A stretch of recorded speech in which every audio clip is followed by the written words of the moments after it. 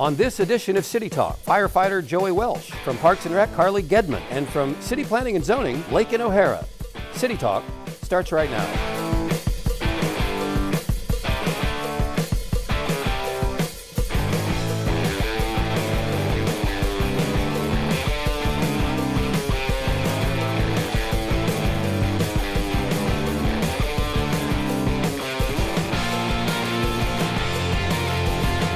Welcome to this edition of City Talk, where, as I've mentioned many times, we try to find out what some of these city workers, what do these people do all day?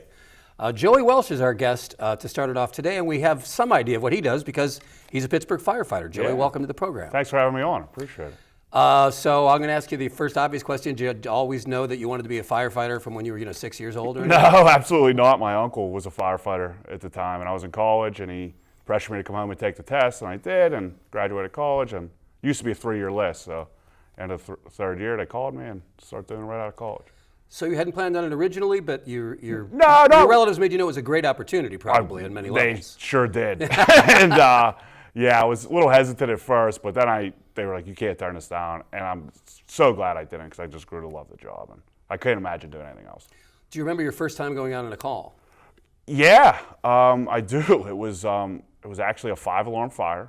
So it was an old funeral home. It was right in Square Hill, caught on fire. It was like my second day there. And wow. So what did you do that day? Were you a hose guy? Were you a driver guy? I was a hose. Yeah, I was a hose guy. No so kidding. I was brand new. So I was basically doing whatever my lieutenant told me to do. And he's a smart guy, so he told me what to do, knew where to go, and it was good. It was one of those all-day fires, so I seen a lot, so it was a good learning experience. If you know how close to get to the flames, or how close to not get? Well, yeah, just depends how hot it gets. Seems like a simple answer, but if it gets too hot, they know when to pull you out. Like I said, like the captains and chiefs and lieutenants and stuff, they do a great job of knowing when the situation is too risky, too hot, and to pull us out. But for the most part, we are pretty aggressive. We go in and try to save property and lives, obviously. So how many calls do you think you've been on? How long have you been doing this, by the way? I'm in my 12th year in August. I started, yeah. How many calls do you think you've gone out on? Do you have any idea? Oh, I don't know. Dozens and dozens. Yeah. Like some days are super slow, but I worked in Uptown for years, and they can get between like 12 and 20. But I'm in South Side, and they're still pretty busy. I mean, it just all depends on the day. If you aspire to be a firefighter, what qualities ought you to have? Being in shape helps, I guess. If you move around a little bit, that's all good. But I don't know. I mean, it's just like any other job. You just got to go in and you have to learn. You have to learn your traits, learn what to do, and as long as you're a good listener and you don't have an ego, you'll be fine. How difficult is it just to maintain the hose? I mean, there's a lot of water pressure. There's a lot of water pressure. Yeah, I mean, it all depends. Like if you're hugging up some steps, and that could be difficult. Like there'll be kinks in the line and stuff. Some of the hoses, like the 2.5 inches, are more volume, so it's more pressure to deal with. But like the normal attack lines, you could do it. Like it's not that bad. And so what's your work schedule like? We work 24 hours and we're off 72. So, but you're awake all of those 24 hours? Well, yeah. Or more or less. At night, yeah, we have bunks where we sleep and stuff, but like one of us has to be up at all times. That's the catch. So, I mean, you can catch up. Like at night, we all go to sleep and whatever. Does everybody just take turns, or is that seniority when you decide who gets to stay out? There would be a lot of fights and stuff like that if that was the case. But no, we just rotate throughout the guys, keep it fair. Right. Yeah. Would you recommend a career as a firefighter, Pittsburgh or anywhere else? Oh, absolutely, especially Pittsburgh. I mean, it's just like it seems like more people are getting hired than ever. It's a great job. Deal with a bunch of fun guys. They're all city kids too, for the most part. Oh yeah. So even though you're not from the same neighborhood, you basically hung out with people that are similar. So it's fun. It's fun. So where are you from originally? Greenfield. I grew up there, and I did. Yeah, I grew up in Greenfield. I actually moved to Brookline about 8 years ago. We bought a house out there, so we have to live in the city. Obviously, I imagine a lot of these guests do too. So, you're right. Yeah. So you also do some stand-up comedy locally. I do. Yeah, I've been doing that for about 2.5 years. Do stand-up around the area. What's scarier, fighting a fire or being on stage telling jokes? Well, fighting fire, you have people up there with you. So that helps out a lot. You're all by yourself. Lights, you're by yourself. So if you're bombing, it could be terrible. I was certainly more nervous starting stand-up than going into a fire. Did you have to bomb a few times before you got the hang of not bombing, if you know what I mean? Yeah, I think. Or being comfortable with short-term bombing and rescuing yourself? I just think that's the biggest hurdle you have to deal with is accepting that you're going to bomb and how you do it. Like, Or even if you have a good set, there might be a moment or two of right. not It's good. it's humbling, you know. Like you could do the improv one weekend and you go to a bar in Mount Washington where people just could care less about your. They're not. opinions. Why is that guy in the corner talking? Right. I'm trying to watch the a Pirate game. game and eat Right. my wings. I really don't want to hear about his wife. Oh, so a lot of personal humor sometimes. Sometimes. Family stuff. Yeah, sure. I mean, I try to keep it like that, but she approves everything, you know, so she sees all my jokes. So is there a next step many years down the road? Would you like to be more of a managerial role or?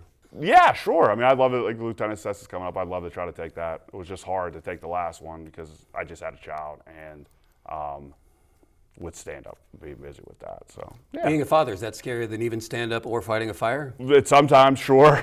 You know, yeah, as long as YouTube's working, I think we'll be all right. We can get That's it the through. new TV. We used to park in front of the TV, now Sure. you park in front of the iPhone. Yeah. I'm all for screen time, as much as possible. No, I'm kidding. But they are going to be looking at it a lot once they get Regardless. old enough. Yeah, you anyway, can't it's not avoid like it, that's so. not Yeah, like that's going to change. We'll go to the park, run around a little bit too, Yeah. get a little sweat in. Joey Welsh, thank you so much. Hey, nice meeting you. Appreciate having me on. Good luck in the future. Stay safe. Thank you. Appreciate that. Back in a moment with another scintillating guest. Stay with us.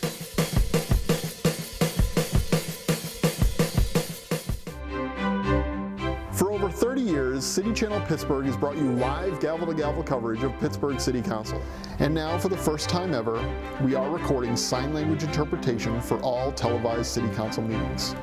Whether it's a regular meeting, standing committees, public hearing, or post-agenda, it will be preceded by a clerk's office representative reading that meeting's itinerary, and he or she will be joined by a sign language interpreter.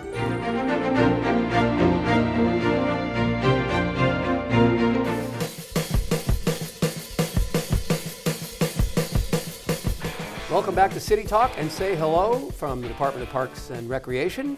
Carly Gedman is here. Carly, welcome to the program. Thanks for having me. So you work for Parks and Rec, and yet you're neither particularly parky or recreational, Neither. No, not really. if you know what I mean. Yes. Tell us what you do. I am the supervisor for the food programs for the city of Pittsburgh. The food programs for the city of Pittsburgh. That Yes. sounds rather all-encompassing.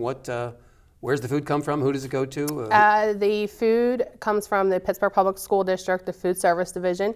We've had a wonderful working relationship with them for at least as long as I've been here, and probably a lot longer.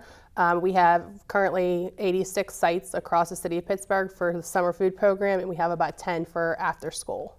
So it goes through the summer, but then it continues year-round? Yeah, we have the summer food service program from June through August, and then from September to May, we have the child and adult care food program. All right, well, let's talk about those. Originally, it was just for what we might have called back in the day disadvantaged people, kids, but now anybody can get it, correct? Correct. Yeah, it used to be more geared towards the low-income families, but now it is completely free to any child under the age of 18 throughout the city of Pittsburgh. And the idea is if you can't get a decent meal on a particular day, we'll hook you up? Yep. Any meal. We have served breakfast, lunch, and snack throughout the summer, and then we have PM snacks and dinners all after school at the 10 sites, and you can come at any time. There's no registration, there's no fee, it's completely free. How do you find out about this? I mean, hopefully through watching this television program Hopefully. and other things, but yeah. There's a bunch of Facebook blasts, email blasts. Pittsburgh Public School does a good job of putting the word out for us as well, too. So that sounds like a great program. Do you know why they expanded it from low income to just anybody? It used to be the 50% in low income threshold. So 50% of the site had to have either free or reduced meals like they used to have for the schools within the district. But that was lifted, and now any child under the age of 18 can eat for free. All right, do you have to card everybody as they come in? Or? No, if they look under the age of 18, we give them a meal. And if there is any type of disability present, we can feed them all the way up to the age of 21. How about that? How long have you been working there? This was my 15th summer. I've been here 14 years. Wow, and is this what you signed up for originally, this program? Yeah. When I first started, I actually served the food at Bloomfield Rec Center over at the pool. And then I kind of was asked if I wanted to move into the office, and then I was made into full-time. And that was a move up, I assume? Yes, yeah, I was part-time, and then they added me as kind of like a full-time person, and then I was promoted to supervisor. And now you're running the program. Yep. And there's a lot of paperwork involved to make sure There is. the food gets to where it needs to go? Absolutely. It's a federally funded program, so we have to follow and abide all federal, local, and state laws. Is that like boatloads of bureaucratic paperwork? Yeah, it's worth it though. It is. Yes. I'm sure it is, yeah. Where are you from originally? Brookline/Overbrook. Okay. Where'd you go to school locally? I went graduated from Carrick High School, but I attended Overbrook in Knoxville. Cool. So this is pretty rewarding for you. You actually like that you're helping people, it sounds like. It is. I love my job. Yeah.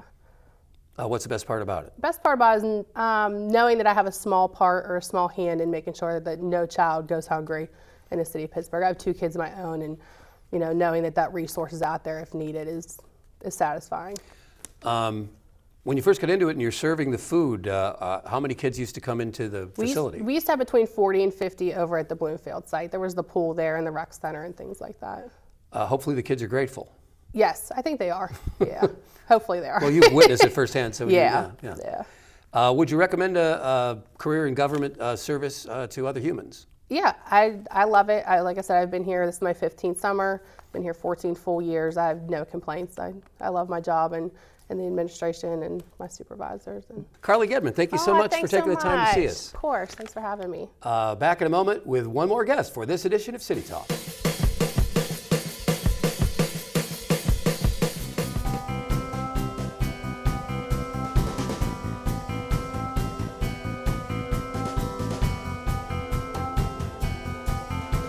Pittsburgh was built by immigrants. And for so many of us, we've been blessed. Whether it was a grandparent or a great-grandparent or even a parent, we've had the opportunity to learn their old world customs, to help to be able to understand our own family's history, and to be able to become a part of the mosaic that is Pittsburgh. I think many of our grandparents and great-grandparents would be so proud to see what this city has become. Much different than when they arrived by boat or they came from the southern United States in order to be able to find opportunity. Pittsburgh was built by immigrants. My own family, a part of that. My grandfather came over here with a 2nd grade education. My grandmother had none. She never went to school. But it would be 6 years until she could join her husband in Carnegie because Congress had passed a bill that said that this United States should be like 1890, not 1922, and meaning that the amount of Italians and Poles and Slovaks would have to be the same number that they were in 1890. We made that mistake once. We're not going to make it again. Pittsburgh's story is that this country was built by the immigrants and their backs and their arms working in our mills. And we should be very proud of that. But we should also understand that the sacrifices and struggles they had to make don't have to be made a second time. And America has a long history of being welcoming to all. So, to my Muslim friends, to my Latino friends, to all that are now calling Pittsburgh home, those that are coming here not to use their arms or their backs, but to use their minds in order to build a new economy for southwestern Pennsylvania, I say welcome. And not only welcome from the mayor's office, but from our law enforcement officials, from those that provide the basic services. Please feel free to reach out and let us know how we can help you. Because yes, Pittsburgh was built by immigrants, but our future depends on the immigrants of today. Welcome.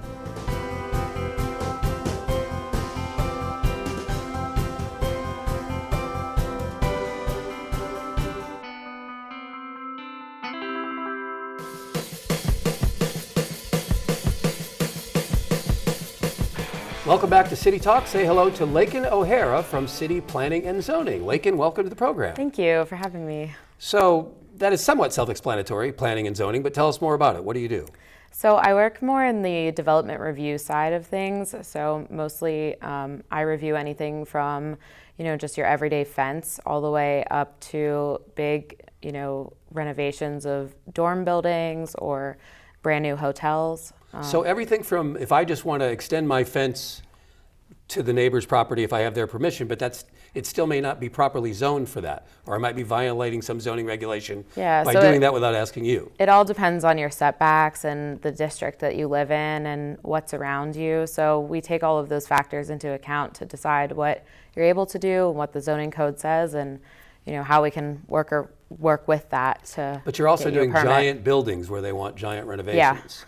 Is that much more difficult than the first? It can mythical be. project? I think everything, like Pittsburgh's such a unique place and the landscape's so unique that every individual property has its own little kinks and fun things that come across, and it makes every project really individual and really interesting.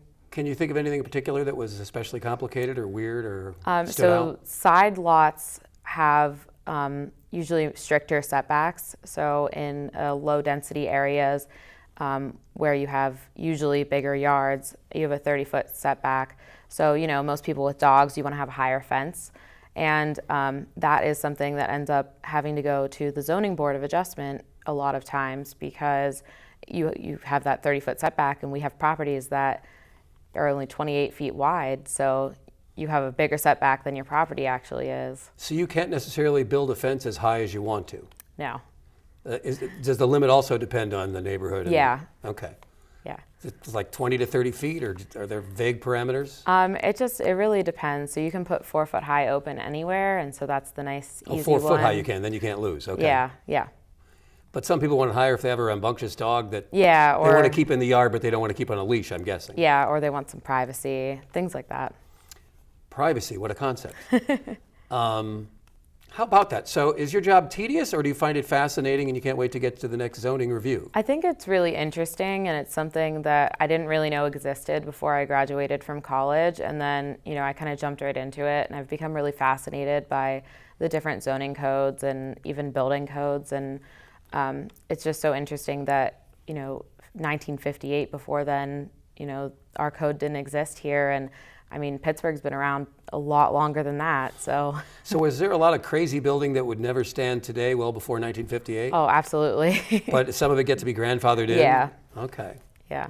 Can you think of any examples of that, even if you don't? I mean, like this building. Was that right? What's Yeah. wrong with the city-county building? I mean, Other I'm than the sure, fact that I work here. There's all sorts of new things. We've been making a lot of renovations to accessibility throughout a lot of our city buildings because that's something that is really important to everywhere now. And, maybe we weren't as conscientious about it beforehand. So That makes a lot of sense. So you even have Yeah. to review things like that. yeah, We want to bring it up to code, we want to make it Yeah. modern, but wait, we have to make sure it conforms with the new zoning. yeah. Wow, so it gets pretty complicated, I would guess, sometimes. Yeah, it can. It's the zoning code's a pretty big book. So Is that it's, frustrating for the newbie who is applying to you? And I'm sure you do Yeah, I everything you think can to make it easy. Yeah, it can be. And I think that our process, we're working every day to make it better and easier, especially for, our average homeowners who don't do this process often. And, maybe they'll do it once in their lifetime. So. Right, and is there some sort of typical thing that a homeowner would do, or a thing that comes Yeah, across? usually it's like fences, Okay. Things like replacing your roof, windows. If I want a below-ground swimming pool, might I see you? Yeah, Okay. or an above ground. Oh, one, even an too. above ground? Because Yeah. it can only be so high, for example. Yeah, well, it's more so about the setbacks. So if I'm just expanding my deck, Yep. also might have to come see Yes. you. Do people just do it sometimes and they don't know that, and then they are later Oh yeah, caught? and there are a lot of citations come out of the PLI offices, and then they have to come in. And I think that process has gotten a lot better as we've just launched One Stop PGH in May, and so now we're working a little bit more concurrently and jointly on that. So you can apply on the internet at One Stop PGH, and Yes. before you had to come down here, meet somebody, get a form, go home, fill it out, Yeah. and bring it back. So it's much easier Yes. now. Yeah, and you still have that option to do that, Mm-hmm. but instead of making 2 stops where before you would do zoning and then the building code review, you can do it at the same time now, just at one counter. Now, you graduated from college not long ago, right? Yeah, I graduated in May 2018. Are your friends surprised that you're fascinated by pre-1958 zoning codes and post, for that matter? No, I think that a lot of my friends, I have some architect friends Oh. and things like that. So So they're into the everyone- minutia as well. Yeah, it's kind of like it's become fun conversation, and those that aren't familiar with You're it, just alienating the kind rest of your friends. Yeah, they just kind of go off. Roll their eyes, I understand. Yeah. You're talking in code. So where are you from originally? I'm from Pittsburgh originally, so I grew up in the South Hills of Pittsburgh in Brookline, and I've lived a couple different places throughout the city, Brookline, Crafton, and I'm now in Banksville. How's that going, Banksville? I like it. We had a water main issue this weekend. It was on the boil water advisory, but otherwise it's been pretty good. Do people, when they find out you work for the city, start complaining to you about whatever they want to complain about with regard to the city? Yeah. Especially because I live, right off of Crane Avenue, and it's, got a lot of problems, and so everyone constantly is telling me about it. And I'm like, oh, that's not my department. So where did you go to school? I went to Penn State, Maine. And what kind of an experience was that? Oh, great. I love it. I wish I could go back, and maybe someday for grad school. But What did you major in Penn State? I majored in physical and environmental geography and Arabic language. And Arabic. Yeah. So the first one helped with this job, and the second one, I assume, not so much? Yeah, not so much. Yeah. I mean, every so often, you get the random. You might be able to use your skills, I understand. But how did the first one, geography, lend itself toward, obviously there's a lot of geography involved in what you're doing. So it's a related field. A lot of it was, things like land surveying and understanding, like Pittsburgh, the environment. We have a lot of undermining throughout the city and slopes, obviously, big hilly city. And so that can create some interesting circumstances when you're constructing these buildings. So that's something that having that background knowledge has really helped, and understanding codes and how they affect people and places. And so that was something that I studied within my degree. And so it's definitely helped me a lot. And I mean, it's been a lot of on-the-job training as well. Did you see this opening on a city website? Yeah, I did. I was just looking at like anything that I could do within my field, and that wasn't necessarily like just doing straight geography, because a lot of that's like academic route, and I knew that wasn't for me. So yeah, the city website was definitely helpful postings there. Are you surprised how much you like your job? I think in some ways, because I wasn't really sure what I was getting myself into at first. But yeah, I like my job a lot, and so I think that I had hopes that I would. I mean, who doesn't hope that? Right. But yeah, I think that, maybe in some ways, because I wasn't quite sure what to expect, that I've been a little bit surprised. But Laekin O'Hara, thank you so much for doing the program. Very nice to meet you. We'll see you next time on City Talk.